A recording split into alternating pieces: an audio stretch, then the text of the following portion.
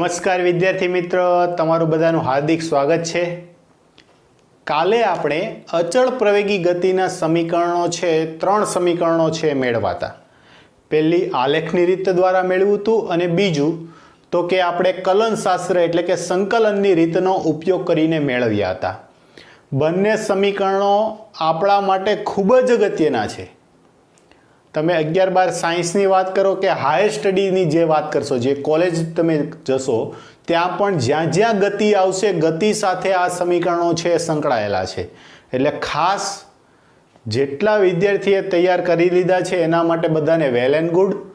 હજુ પણ જેટલાને બાકી છે એટલા તમે ફરી પાછો વિડીયો છે રિવાઇઝ કરીને જોઈ લો, અથવા તો આજનો લેક્ચરમાં હું તમને ક્વિક રિવિઝન આપી દઉં છું કે જેથી કરીને આપણો આ ટોપિક છે આખો કમ્પ્લીટ થઈ જાય। આને આધારિત ઘણા બધા દાખલાઓ છે, કન્ટિન્યુ આપણે સોલ્વ કરવાના છે। એવું જ નથી કે માત્ર આ ચેપ્ટરમાં જ આ સૂત્રો છે, આગળ જે આપણે દ્વિપરિમાણમાં જે ગતિ ભણવાના છીએ તેમાં પણ આ સમીકરણો છે એ દ્વિપરિમાણમાં લાગુ પાડવાના છે। અને અવારનવાર જો તમે કોઈ બોર્ડની પરીક્ષા જુઓ અથવા તો અન્ય સ્પર્ધાત્મક પરીક્ષાઓ જુઓ તો સ્પર્ધાત્મક પરીક્ષાઓમાં આને આધારિત છે દાખલાઓ પૂછાતા આવ્યા, એટલે કે MCQ સ્વરૂપે પૂછાતા આવ્યા છે। અને બોર્ડમાં અવારનવાર આ બેમાંથી એક રીત છે એ 4 માર્ક્સથી 5 માર્ક્સનો પ્રશ્ન છે એ આ સમીકરણો તારવવા માટે પૂછાતો હોય છે, તેથી ખાસ તમે જોજો। ચાલો અત્યારે આપણે આ જે સમીકરણો છે એને ફટાફટ છે રિવાઇઝ કરી લઈએ। તો પહેલાં હું શરૂઆત કરું છું આલેખની રીત દ્વારા। તો જોજો, આલેખની રીત દ્વારા શું કીધું હતું તો કે આપણે વેગ વિરુદ્ધ સમયનો છે આલેખ દોરીએ છીએ। કોના વિરુદ્ધ કોનો? વેગ વિરુદ્ધ સમયનો આલેખ।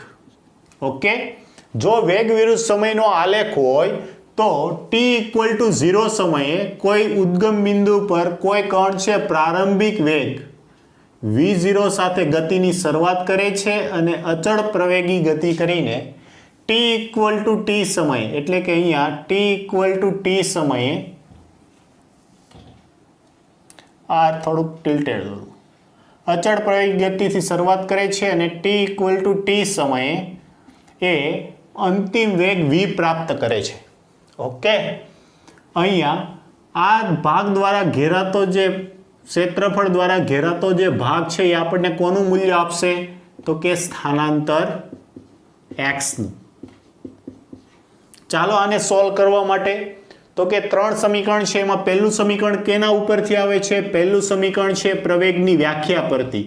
તો કે પ્રવેગ a બરાબર change in velocity upon change in time, એટલે કે વેગમાં થતા ફેરફારનો સમય દર। વેગમાં થતો ફેરફાર અંતિમ વેગ માઇનસ પ્રારંભિક વેગ ના છેદમાં અંતિમ સમય માઇનસ પ્રારંભિક સમય। તો આ સમીકરણને સોલ્વ કરતા આવું મળતું v બરાબર v0 પ્લસ at। આ છે આપણું ફર્સ્ટ સમીકરણ। ઓકે, બીજા બે સમીકરણો મેળવવા માટે શું કરવાનું તો કે આલેખ, અને આ આલેખ છે એને બે ભાગમાં વેચી નાખવા। ઉપરનું ક્ષેત્રફળ છે એને a1 કહો, આને કહો a2। તો આ v વિરુદ્ધ સમયનો આલેખ છે એ આલેખ દ્વારા ઘેરાતો ભાગ છે સ્થાનાંતર x આપે। તો કે x બરાબર ક્ષેત્રફળ લંબચોરસનું ક્ષેત્રફળ। તો આ લંબચોરસને આને નામ આપવા માટે O A B C અને D એવા નામકરણ કરી દીધા। તો કે લંબચોરસ OACD નું ક્ષેત્રફળ પ્લસ ત્રિકોણ ABC નું ક્ષેત્રફળ। ઓકે, ચાલો અહીંથી આપણને જો આ v0 આપેલું છે એનો મતલબ અહીંથી આ કેટલું છે? v0 છે। અહીંયા વેગ v થાય છે તો આખું v છે, તો v માંથી v0 બાદ કરો તો આ કેટલું આવશે? v minus v0। ઓકે, તો શું લખી શકીએ આપણે? ક્ષેત્રફળ બરાબર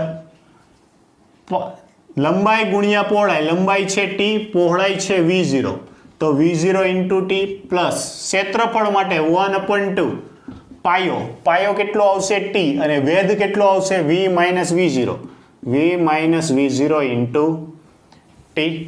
ઓકે, ચાલો હવે અહીંયા આમાંથી આપણે આ સમીકરણ છે, આ સમીકરણને ફરી વાર લખું તો કે a બરાબર v માઇનસ v0 ના છેદમાં t। આમાંથી v માઇનસ v0 ને સૂત્રનો કરતા બનાવો, અથવા તો પહેલા t લઈ લઈએ, t ના સ્થાન અદલા બદલી કરો, t બરાબર v માઇનસ v0 ના છેદમાં a, અને આનો ક્રોસ ગુણાકાર કરી દો તો v માઇનસ v0 બરાબર at. આપણે આ સમીકરણ વાપરવાનું છે, v માઇનસ v0 બરાબર at, અહીંયા at મૂકી દો તો શું થશે, v0t plus half at square. આ મળી ગયું સ્થાનાંતર x વાળું બીજું સમીકરણ. ઓકે, નેક્સ્ટ શું કરી શકો તો કે આમાં t છે એ કોમન છે, આ સમીકરણને કહું x તો x નો સોરી માફ કરો z કહી દો અને z નો ઉપયોગ કરો તો ફરીવાર લખું છું x બરાબર v0t plus half v minus v0 into t. શું કરો તો કે માત્ર t કોમન કાઢો, ચાલો t કાઢો તો શું થશે, v0 પ્લસ અહીંથી t કોમન નીકળી ગયો તો શું થશે, v માઇનસ v0 ના છેદમાં 2 ઇન્ટુ t. ગમે તે રીતે કાલે આપણે રીત યુઝ કરી હતી એ અથવા આ રીત કરી શકો. લસા લ્યો કેટલો આવશે, 2 એકુ 2 તો કેટલું થઈ જશે, 2v0 માઇનસ v0 તો v plus v0 upon 2 into t. અને આને આપણે કીધું હતું, શું કીધું હતું, સરેરાશ વેગ v બાર બરાબર v પ્લસ v0 ના છેદમાં 2. પણ આ સમીકરણ ક્યારે સાચું પડે, અચળ પ્રવેગી ગતિ માટે જ. ઓકે, અને t ની કિંમત તો t માટે અહીંથી t ની કિંમત મૂકો, t ને બદલે શું મૂકી શકીએ તો કે v plus v0 by 2 into t v minus v0 upon a. કોના બરાબર આવ્યું સ્થાનાંતર, x બરાબર આ ગુણાકારમાં હોવાથી 2 નો ગુણાકાર સામે ગુણાકારમાં તો કે 2ax બરાબર a plus b a minus b a square minus b square. આ માઇનસ વાળું પદ સામે બાજુ જાય તો v સ્ક્વેર બરાબર v0 સ્ક્વેર પ્લસ 2ax. આ મળી ગયું આપણું ત્રીજું સમીકરણ. આમ અચળ પ્રવેગી ગતિના ટોટલ કેટલા સમીકરણ છે, 3. પહેલું છે v બરાબર v0 પ્લસ at, બીજું છે x બરાબર v0t plus half at square, અને ત્રીજું છે v સ્ક્વેર બરાબર v0 square plus 2ax. Okay, આ 3 સમીકરણો છે. 3 કયા છે, આલેખની રીતથી સિમ્પલ. હજુ જો એકવાર પ્રવેગની વ્યાખ્યા પરથી આ મળી જશે, અને આ સમીકરણ ઉપરથી બીજા 2-3 સમીકરણ મળી ગયા, એનો જે આપણે આગળ ઉપયોગ કરવો છે. આલેખ વડે ઘેરાતા ભાગનું ક્ષેત્રફળ છે એ સ્થાનાંતર આપે તો કે સ્થાનાંતર બરાબર લંબચોરસનું ક્ષેત્રફળ પ્લસ ત્રિકોણનું ક્ષેત્રફળ. લંબચોરસનું ક્ષેત્રફળ એટલે લંબાઈ ગુણ્યા પહોળાઈ. જો આને હું લંબાઈ કન્સિડર કરું તો એ t, પહોળાઈ લઉં તો v0 ઇન્ટુ t. ત્રિકોણનું ક્ષેત્રફળ 1/2 પાયો ગુણ્યા વેધ, પાયો t, અને વેધ છે v minus v0. v minus v0 ની કિંમત અહીંથી મૂકી દો એટલે આ સમીકરણ મળી જશે. ત્રીજા સમીકરણ માટે આ સમીકરણ છે ફરીવાર લખો, ઓનલી t સામાન્ય લઈ લો તો આ પદ મળ્યું. આમાં ફરી પાછી t ની કિંમત પ્રવેગની વ્યાખ્યા પરથી મૂકી દો, સીધું. આલેખની રીત બિલકુલ સરળ છે. ઓકે, ચાલો હવે નેક્સ્ટ જોઈએ. તો હવે જોવું છે કલનશાસ્ત્રની રીત, એટલે કે સંકલનની રીત, કલનશાસ્ત્રની રીત. ચાલો કલનશાસ્ત્રની રીત દ્વારા જોઈએ. તો કલનશાસ્ત્રની રીત દ્વારા મેં તમને 3 હિન્ટ આપી હતી. પહેલું સમીકરણ મેળવવા માટે આપણે કયા સૂત્રનો ઉપયોગ કરશું તો કે પહેલું સૂત્ર મેળવવા માટે આપણે પ્રવેગ, તાત્ક્ષણિક પ્રવેગ a બરાબર dv અપોન dt. તેથી dv બરાબર શું થશે, a ઇન્ટુ dt. હવે જો આપણે જે પેલો સમયગાળો લેતા હતા કે t ઇક્વલ ટુ આમે ફ્રેક્શનલ પાર્ટ એટલે કે સૂક્ષ્મ ભાગ dv અને dt છે તો એમની જ લિમિટ મૂકવાની આવશે. તો આપણે આ રીતે લેતા હતા, t ઇનિશિયલ બરાબર 0 સમયે વેગ v ઇનિશિયલ બરાબર v0 અને t final equal to t સમયે અંતિમ વેગ v final is equal two v. કેમ કે v0 થી શરૂઆત કરે, v પ્રાપ્ત કરે છે કયા સમયે, t સમયે. તો v પ્રાપ્ત કરે છે t સમયે, 0 સમયે વેગ છે v0, 0 સમયે વેગ છે v0. અથવા તો સીધું જ યાદ રાખો, સમય આવે ત્યાં 0 થી t ની લિમિટ મૂકો. વેગ આવે, જ્યાં વેગ લેવાનો આવે ત્યાં v0 થી v ની કિંમત મૂકો. ચાલો, તો આનું સંકલન કરતા શું થશે? Integration of dv is equal two integration a dt. Limit આવશે આની v હોવાથી v0 થી v અને dt હોવાથી 0 થી t. dv નું થશે v, dv નું થઈ જશે v અને લિમિટ આવશે v0 થી v. આમાંથી a અચળ નીકળશે, dt નું સંકલન થશે t, લિમિટ આવશે 0 થી. Upper limit minus lower limit મૂકતા આપણને સમીકરણ મળશે v બરાબર v0 પ્લસ at. ઓકે, ચાલો નેક્સ્ટ. આ પહેલું સમીકરણ મેળવવા માટેનો એક શરત, પ્રવેગનું તત્ક્ષણિક પ્રવેગ છે એની સૂત્ર યાદ રાખો. બીજું સમીકરણ મેળવવા માટે તાત્ક્ષણિક વેગ v બરાબર dx upon dt. કેમ કે પહેલું સમીકરણ મારે v અને a ના સ્વરૂપમાં જોતું હતું, બીજું સમીકરણ મારે ax v અને a ના સ્વરૂપમાં જોઈએ છે. આમાંથી dx ને સૂત્રનો કરતા બનાવો, dx is equal two v dt. અને આ સમીકરણ જે મળ્યું છે v ની કિંમત અહીંયા મૂકી દો, તો આ સમીકરણ શું બની જશે? dx બરાબર v0 plus at into dt. હવે જો સૂક્ષ્મ ભાગ સ્થાનાંતર x અને સમય t નું આ રીતે જો તમે લખો છો અને તમને યાદ રહે છે તો વેલ એન્ડ ગુડ, નથી રહેતું તો શું કરો? તો કે સમય માટે 0 થી t ની લિમિટ લો, સ્થાનાંતર માટે x0 થી x ની લિમિટ લો. શું લઈ લો? x0 થી x ની. જો લખવું હોય તો આમ લખી શકો કે t ઇનિશિયલ ઇક્વલ ટુ 0 સમયે તેમનું સ્થાન છે x ઇનિશિયલ બરાબર x0 અને ફાઇનલ સમય t સમયે એનું સ્થાન છે x final is equal to x. હવે આમનું સંકલન કરો તો ઇન્ટિગ્રેશન ઓફ dx, x ની લિમિટ x0 થી x, lower limit to upper limit is equal to, આ બેવ સાથે ગુણાકાર થશે, સંકલન બેવનું થશે. તો કે સંકલન 0 થી t v0 dt પ્લસ 0 થી t at dt. ઓકે, આમનું સંકલન dx નું x, લિમિટ આવશે x0 થી x, v0 અચળ, dt નું સંકલન થશે t, લિમિટ આવશે 0 થી t, a અચળ t ઇન્ટુ dt, t ની એક ઘાત વધે t સ્ક્વેર બાય 2, લિમિટ આવશે 0 થી t. તો આ સમીકરણ શું આવી જશે? ax માઇનસ x0 બરાબર v0. અપર લિમિટ જો 0 આવે એટલે એક જ અપર લિમિટ મૂકી દો, આમાં શું થઈ જશે? 1/2 at સ્ક્વેર, માઇનસ છે આ બાજુ આવે તો પ્લસ, તો x બરાબર x0 plus v0 t plus half at square. આ આવી ગયું સમીકરણ નંબર 2. ત્રીજા સમીકરણ માટે ખાસ યાદ રાખો, ફરી પાછું પ્રવેગનું સમીકરણ, પણ એમાં થોડુંક આપણે એડિશનલ કરવું પડશે. a બરાબર dv upon dt.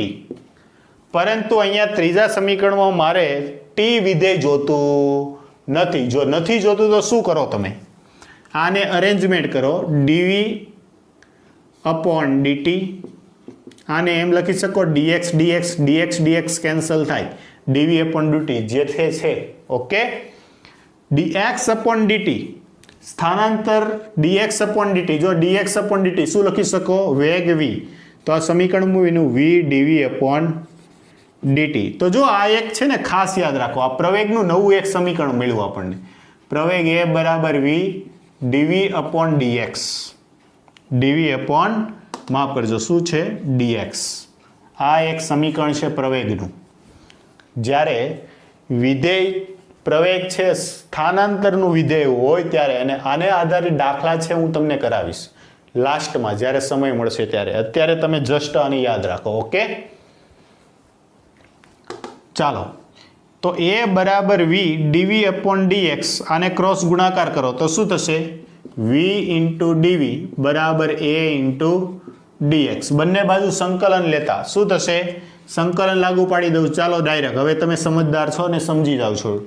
v નું લિમિટ કઈ? v0 થી v, x ની લિમિટ x0 થી x, વિધેય બાજુમાં વિકેલન, વિધેયની એક ઘાત વધે, ઘાત ક્યાં પડે? છેદમાં, તો v² ના છેદમાં 2 કઈ આવશે લિમિટ v0 થી v એ અચળ dx નું સંકલન આવશે x ક્યાંથી ક્યાં સુધી x0 થી x સુધી ઓકે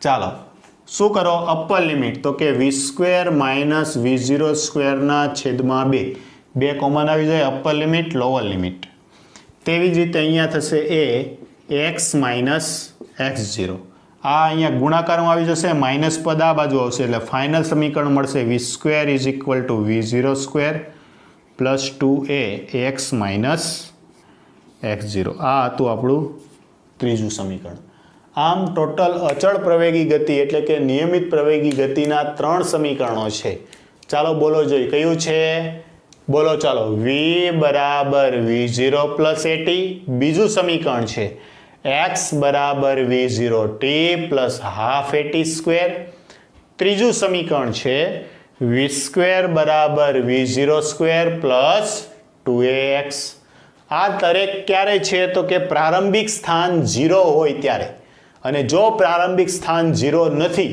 તો એના માટે તમે સમીકરણ વાપરી શકો સ્થાનાંતર માટે x બરાબર x0 plus v0t plus half at square અને આમાં v² બરાબર v0 square plus 2a x minus x0 કે એટલું યાદ રાખો કે જો પ્રારંભિક સ્થાન શૂન્ય નથી તો x ને બદલે x માઇનસ x0 યુઝ કરવું શું કરવું x ના બદલે x માઇનસ x0 આ માઇનસ x0 છે આ બાજુ આવે તો પ્લસ જો સેમ ઇક્વેશન મળી ગયું તેવી જ રીતે x ના બદલે x માઇનસ x0 અહીંયા યુઝ કરો સેમ ઇક્વેશન મળી ગયું આ રહ્યું ઓકે એટલે આ રીતે તમે છે ઇક્વેશન છે મેળવી શકો છો ચાલો ફટાફટ આપણે એક છે એક્ઝામ્પલ જોઈએ જે આને આધારિત છે ઓકે ચાલો અચળ પ્રવેગી ગતિ આધારિત એક દાખલો એટલે કે ઉદાહરણ 3.4 છે આપણે સમજીએ તો કે એક શિરોલંબ મકાનની ટોચ પરથી એક દડાને શિરોલંબ ઉધ્વ દિશામાં 20 મીટર પ્રતિ સેકન્ડની ઝડપથી ફેંકવામાં જો શબ્દ ખાસ પકડજો શિરોલંબ ઉધ્વ દિશામાં અને મકાન પણ ક્યાં આપેલું છે શિરોલંબ ઓકે તો આ ધારો કે આવું એક મસ્ત મજાનું ચકાચક એપાર્ટમેન્ટ છે અને એની ટોચ પરથી શિરોલંબ ઉધ્વ દિશામાં એટલે સીધું જ ઉપર તરફ સીધું જ ક્યાં ફેંકવાનું છે ઉપર તરફ ઓકે એક દડાને શિરોલંબ ઉધ્વ દિશામાં 20 મીટર પ્રતિ સેકન્ડની ઝડપથી ફેંકવામાં આવે છે દડાને જે બિંદુએથી ફેંકવામાં આવે છે તેની જમીનથી ઊંચાઈ 25 મીટર છે શું કીધું મકાનની ટોચ પરથી અને જે બિંદુએથી ફેંકવામાં આવે ધારો કે અહીંથી ચિંટુ નામક બાલક ચિંટુ નામનો એક છોકરો છે તમે સંસ્કૃત હજુ હમણાં તાજું ભણીને આવ્યા છો મારે કરતાં સારું આવડતું હશે તો એ બાલસ અહીંથી હું ફેંકશે દડો ફેંકશે ક્યાં શિરોલંબ ઉધ્વ દિશામાં એટલે સીધું જ મારે ક્યાં ફેંકવાનું છે ઉપર તરફ આમ ત્રાસું નથી ફેંકવાનું ક્યાં ફૂંકવાનું છે એક્ઝેક્ટ ઉપર તરફ આ રીતે કોઈ પણ વસ્તુ છે તમે શિરોલંબ ઉધ્વ દિશામાં ફેંકો તો જોજો અહીંથી તમે ગમે એટલા બળથી ફેંકેલી હશે એ છેલ્લે ક્યાં આવીને પડશે નીચે જમીન પર જ કોઈ દિવસ એવું બન્યું કે તમે કોઈ પદાર્થ છે એને તમે આટલી ઝડપથી ફેંકો અને કાયમી માટે બહાર જતો રહ્યો થાય છે નહીં આવું થતું નથી માત્ર યંત્રિક યાન એટલે કે જે રોકેટ છોડવામાં આવે છે એ જ પૃથ્વીના વાતાવરણની બહાર જઈ શકે છે બાકી બધી જ વસ્તુ પૃથ્વીના ગુરુત્વાકર્ષી ક્ષેત્રની અંદર જ રહે છે અને કેમ એ ક્યારે થાય છે એના માટે આપણે થોડોક વેઇટ કરવો પડશે આગળના જે ચેપ્ટર છે આપણું ગુરુત્વાકર્ષણ એમાં હું તમને ખૂબ સારી રીતે સમજાવીશ કે કોઈ પદાર્થ ક્યાં સુધી એ પોતાના જમીન તરફ પોતાની વસ્તુને ખેંચ્યા કરે અને ક્યારે કોઈ પદાર્થને ફેંકવામાં આવે તો એ કાયમી માટે પૃથ્વીના ગુરુત્વાકર્ષી ક્ષેત્રમાંથી બહાર નીકળી જાય પણ એના માટે આપણે ઘણો લાંબો ઇંતજાર કરવો પડશે ઓકે જો હવે તો અહીંયા આપણને એમ કહી દીધું છે કે પૃથ્વીની જે જમીન છે જમીનથી જે દડો ફેંકવામાં આવે છે એની ઊંચાઈ આપી દીધી છે કેટલી આપેલી છે 25 મીટર કેટલા મીટર 25 મીટર। એનો મતલબ એમ થયો કે આટલી ઊંચાઈ આપણી પાસે છે અને આ ઊંચાઈ છે 25 મીટર। અહીંથી જે દડો ફેંકવામાં આવે છે એ દડાનો પ્રારંભિક વેગ છે, દડો શિરોલંબ દિશામાં એટલે આ દિશામાં અહીંથી ફેંકવામાં આવે છે v0 વેગથી અને આ પ્રારંભિક વેગ v0 આપણને આપેલો છે કેટલા તો કે 20 મીટર પર સેકન્ડ। આ તમારે બધું સમજવું પડશે કેટલી ઝડપ સાથે ઉધ્વ દિશામાં 20 મીટર પ્રતિ સેકન્ડની ઝડપથી એટલે કે પ્રારંભિક ઝડપ આપેલી છે। ઓકે, અહીંથી તમે ઉધ્વ દિશામાં કોઈ પણ વસ્તુ ફેંકો છેલ્લે ક્યાં આવવાની છે નીચે, તો નીચે ક્યારે આવે અનુમાન કરો। તમે અહીંથી કોઈ વસ્તુ ફેંકી એટલે ધીમે ધીમે જેટલી ઝડપથી ફેંકી ધીમે ધીમે એની ઝડપ ઘટતી ગઈ। એક સમય એવો આવ્યો અહીંયા એની ઝડપ અથવા તો વેગ છે એ 0 થઈ ગયો। કેટલું થઈ ગયું 0। પલભર માટે અહીંયા સ્થિર થશે અને પછી અહીંથી એ ક્યાં આવી ગઈ સીધી નીચે। ઓકે, તો આ દડો છે અહીંથી આવું થશે, દડો છે અહીંથી એક આમ શિરોલંબ દિશામાં ઉપર જશે અને ત્યાંથી ફરી પાછો ક્યાં આવી જશે આ રીતે નીચે આવી જશે। તો પહેલું આપણને કીધું છે દડો કેટલી મહત્તમ ઊંચાઈ સુધી પહોંચશે એટલે અહીંયા સુધી પહોંચ્યો હશે, આ મહત્તમ ઊંચાઈ હશે। તો આ અંતર છે આપણે મેળવવાનું છે કેટલી, તો જો આખું છે એ કઈ દિશામાં છે વાય દિશામાં છે, વાય દિશામાં હોય તો આ અંતર છે આપણને પ્રારંભિક અંતર y0 આપેલું છે એવું કહું। આ અંતિમ અંતર એટલે કે આ છે y કેટલું થાય એ આપણે મેળવવું છે। ઓકે, તો આને બે અલગ અલગ રીતે આ પ્રશ્ન છે સોલ્વ કરી શકાય છે। જો આપણને જેટલી માહિતી આપેલી છે એ રીતે આપણને દડો જમીનને અથડાય તે પહેલા કેટલો સમય લાગશે, તો સમય માટે તો કે પેલું ધારો કે અહીંથી O થી એ દડો ફેંકવામાં આવે છે, O થી તો એ બિંદુ પાસે કેટલો સમય લાગે છે અને એ થી બી બિંદુ પર આવતા કેટલો સમય લાગે છે એ જોવાનું છે। અહીંયા દડો છે સીધો જ ઉપર જશે ને સીધો જ નીચે આવશે, પણ આ કરવો માગ એટલે દર્શાવ્યો કે જેથી તમને સમજ પડે। તો જો પહેલો પ્રશ્ન આપણે સોલ્વ કરીએ, દડો કેટલી ઊંચાઈએ પહોંચ્યો હશે, દડો કેટલી ઊંચાઈ પર પહોંચ્યો હશે, તો આ એનું અંતિમ સ્થાન થઈ જશે અને અંતિમ સ્થાન પાસે એનો વેગ કેટલો હશે, અંતિમ સ્થાન પાસે એનો વેગ કેટલો થઈ જવાનો છે 0। તો જ્યારે દડો મહત્તમ ઊંચાઈ પર પહોંચશે તો કે મહત્તમ ઊંચાઈ એનો વેગ થઈ જશે અંતિમ વેગ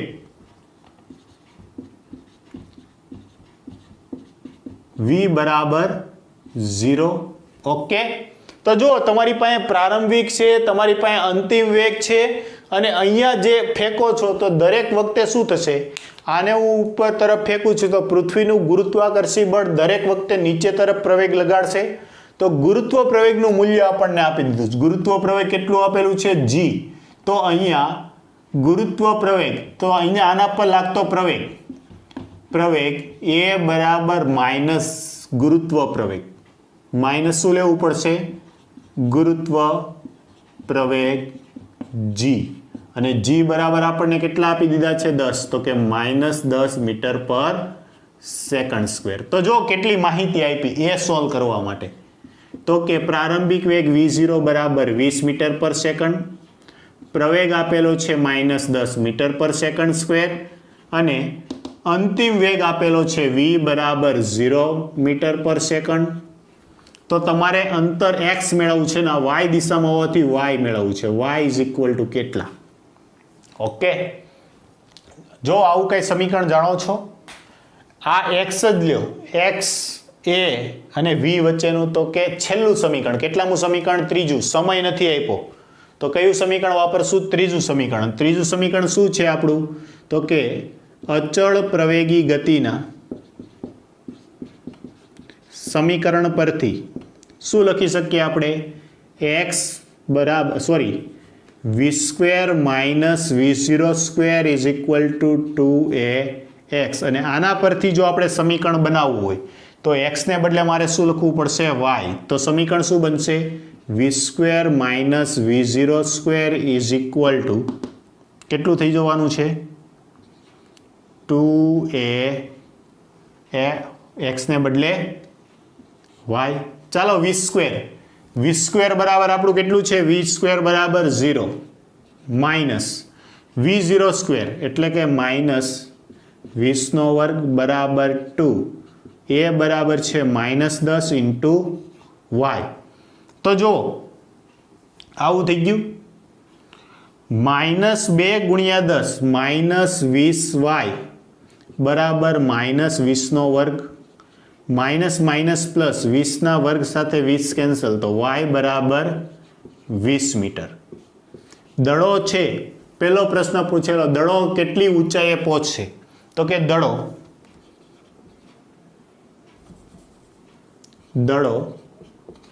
બિલ્ડિંગની એટલે કે મકાનની ટોચથી 20 મીટર ઊંચાઈએ જશે.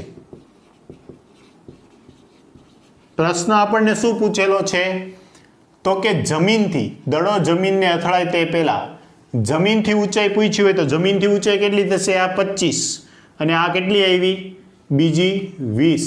ઓકે આ 25 અને બીજી 20 આવી તો ટોટલ કેટલી થઈ જશે 45 થઈ જશે. તો કે જમીનથી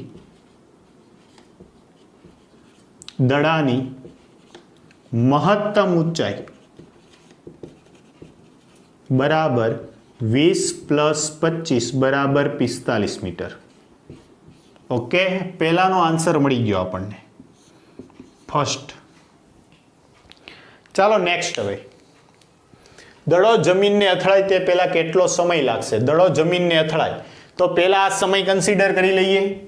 આટલો સમયને હું ટી ધારો કે દડો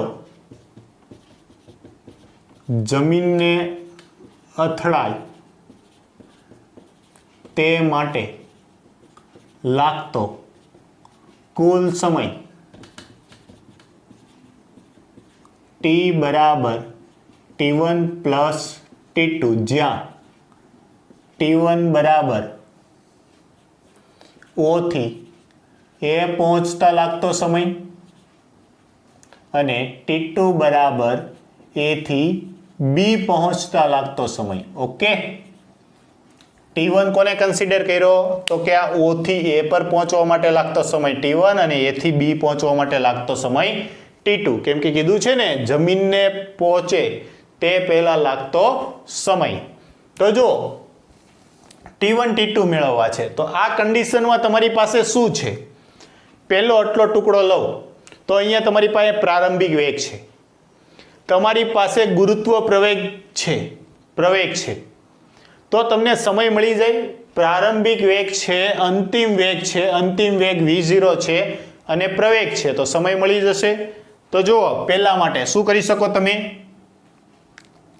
તો કે આપણી પાસે પ્રારંભિક વેગ O થી A માટે અથવા તો સમય T1 માટે પ્રારંભિક વેગ v0 જ્યાં લખવું એટલે સમજી લો પ્રારંભિક વેગ 20 મીટર પર સેકન્ડ અંતિમ વેગ v બરાબર 0 મીટર પર સેકન્ડ અને પ્રવેગ a બરાબર -10 મીટર પર સેકન્ડ સ્ક્વેર. ઓકે તો કયું સમીકરણ તો કે પહેલું સમીકરણ v0 એ સમય t મેળવવો છે T1 બરાબર કેટલા તો કે v બરાબર v0 પ્લસ at પરથી v બરાબર v0 પ્લસ a T1.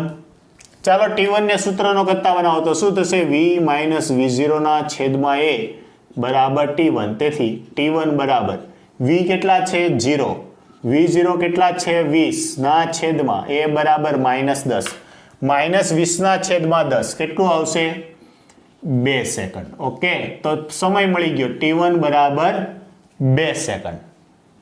હવે લઈ લઈએ અહીંથી અહીંયા આવવા માટે લાગતો સમય.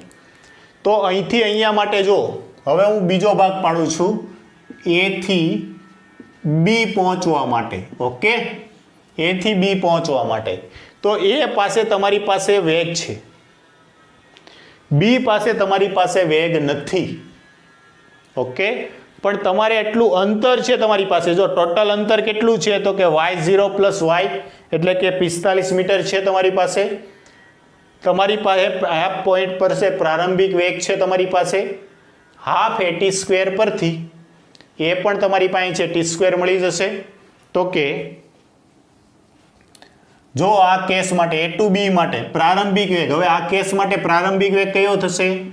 પ્રારંભિક વેગ v0 બરાબર 0 મીટર પર સેકન્ડ, પ્રવેગ A બરાબર -10 મીટર પર સેકન્ડ સ્ક્વેર, અને ટોટલ અંતર તમારી પાસે કેટલું છે? તો કે y અને y0 લીધા છે ને, તો કે y plus y0 is equal two, અથવા તો ટોટલ અંતરને હું લઈ લઉં છું y ડેશ.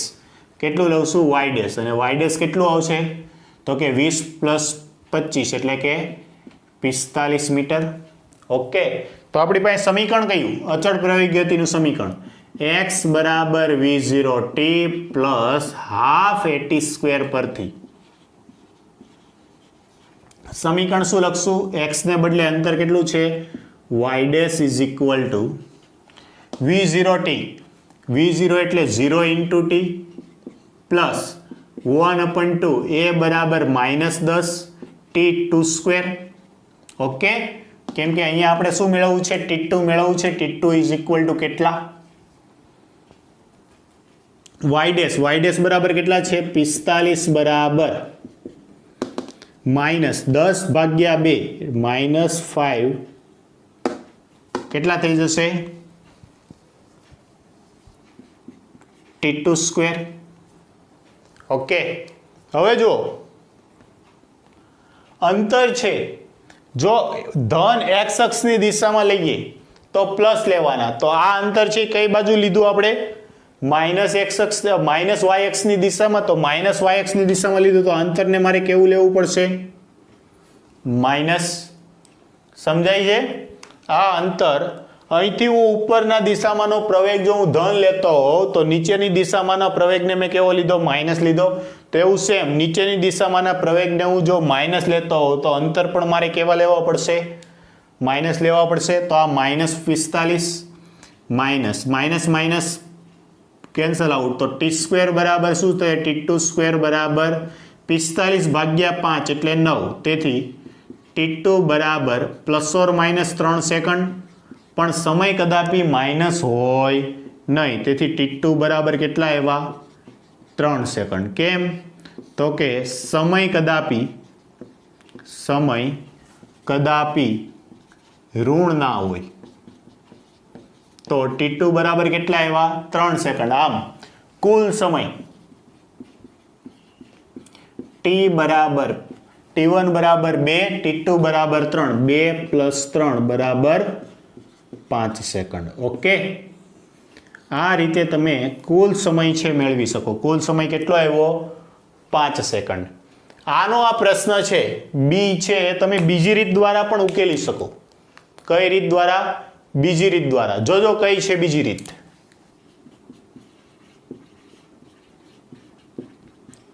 બીજી રીત, તમારી પાસે પ્રારંભિક વેગ છે v0 બરાબર 20 મીટર પર સેકન્ડ. તમારી પાસે પ્રવેગ છે a બરાબર -10 મીટર પર સેકન્ડ સ્ક્વેર. તમારે સમય t જોઈએ છે. ઓકે, બીજું જો પેલું પ્રારંભિક અંતર અહીંથી આપી દીધું છે. કેટલું છે? 25 છે. અને અંતિમ તો એ જમીન પર જ આવી જવાનું છે. જમીન પર અંતર કેટલું થઈ જવાનું છે? 0. તો પ્રારંભિક કણ છે કેટલી ઊંચાઈ પર છે? 25 પર. અને અંતિમ સ્થાન એનું કેટલું થઈ જશે? 0. તો y0 બરાબર 25 મીટર અને અંતિમ અંતર y બરાબર 0. ઓકે, ચાલો કયું સમીકરણ વાપરશું આપણે? બીજું સમીકરણ. સીધું જ લખું છું. જો આ સમીકરણ, બીજું સમીકરણ. તો શું હતું આપણું? તો કે x બરાબર x0 plus v0t plus half at square પરથી શું લેવું પડશે? y બરાબર y0 પ્લસ v0 t2 આખો સમય કુલ સમય t જ કહી દઉં, t plus half at square. ચાલો y બરાબર આપણી પાસે કેટલા છે? 0. y0 બરાબર 25 પ્લસ v0 બરાબર આપણી પાસે કેટલા છે? 20. 20 इंटू टी प्लस 1/2 ए बराबर -10 टी स्क्वेर। आ केटला थशे -5 टी स्क्वेर थी जशे तो -5 टी स्क्वेर थाय तो जो आने आ रीते लखी सकीए आपणे -5 T square plus 20 T plus 25 एमांथी माइनस कॉमन काढो तो 5 T square minus 20 T minus 25 बराबर 0। जो आ द्विचल सुरेख समीकरण आवी गयुं तो द्विचल सुरेख समीकरण ने आपणे उकेलवुं छे तो आ छेल्ला केटला छे 25 आमांथी हजू जो आ समीकरण मांथी 5 सामान्य निकळशे तो शुं थशे टी स्क्वेर माइनस 4 4 पंचा 20 40 माइनस 5 इज इक्वल टू 0। आ 5 ना एवा भाग पाड़ो के बादबाकी थी 4 टी आवे तो कई रीते पाड़ी सकीए जोजो 5 एकू 5 मांथी 1 जाए एटले 4 थे T square minus 5 T minus पण minus minus plus 40 minus 5 is equal to 0। Okay जो आ बेव लई गयो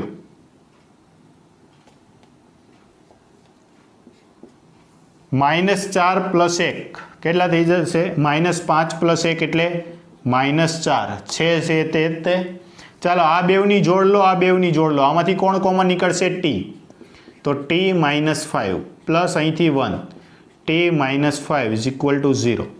फरी पाछું आ बेव कॉमन तो टी प्लस 1 तो आ एक समीकरण आवुं मळ्युं T -5 T plus 1 is equal to 0। तो एम कही सकीए टी इज इक्वल टू 5 और टी इज इक्वल टू -1 जे शक्य नहीं। समय कदापि ऋण होतो नहीं तो पण समय केटलो आवी गयो 5 सेकंड। ओके अहींया एवो तो ए ते आ रीते पण बीजी रीत जो आवडती होय तो ए पण करी शको अथवा बे टुकड़ा करीने करी शको। मारा मत प्रमाणे बेटर आ रहेशे बीजी रीत। अलग अलग समय लेवा अने एमां कन्फ्यूज थवुं एना बदले जे पण माहिती आपेली छे सीधुं ज एना उपरथी सॉल्व करी नाखीए। चालो फटाफट से हमने लखी नाखो।